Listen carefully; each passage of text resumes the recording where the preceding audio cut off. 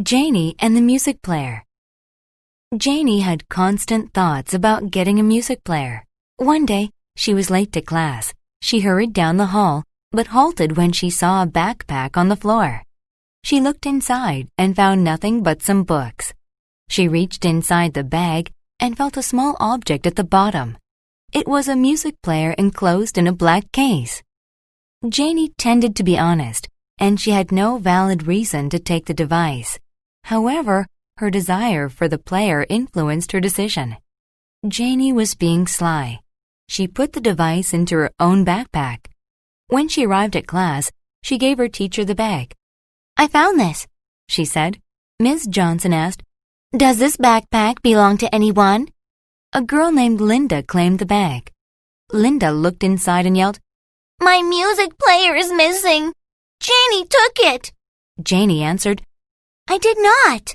Linda responded, "You were the only one that had access to it. If your version of the story is true, you let Miss Johnson check your bag." Janie started to perspire as she realized the impending trouble she was in. She gripped her bag tightly. Ms. Johnson took the bag from Janie. Inside, she found the player.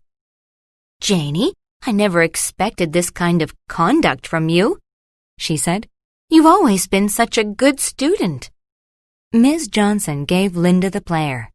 Linda said, "Miss Johnson, look!" There was a crack along one side. She turned it to the on mode, but it wouldn't work. It must have snapped while Janie was holding on to the bag so tightly. Ms. Johnson called Janie's parents. They were very upset. "Stealing is illegal. You have no respect for the law whatsoever," they said. "We bought you a music player, but we're giving it to Linda. It will replace the one you broke."